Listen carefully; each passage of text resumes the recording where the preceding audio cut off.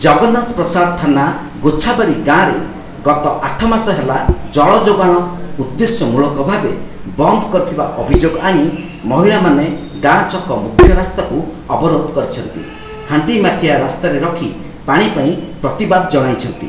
सकाळु सकाळु महिला एही प्रतिवाद पई भुवनेश्वर भंजनगर मुख्य रास्ता रे गमनागमन संपूर्ण ठप होई पड़िछि। रास्तार दुई पार्श्व यात्रीवाही बस गुड़िक अपेक्षा करी रहिछंती। गोछाबाड़ी गाँव में पूर्व जल जोगाण व्यवस्था रही किंतु गत जनवरी मासरे प्रति घर को पानी जोगेबा पई व्यवस्था करागला। ठिकादार काम सारीदेलानी किंतु जल जोगाण व्यवस्था को कार्यक्षम करा जाउ नाही।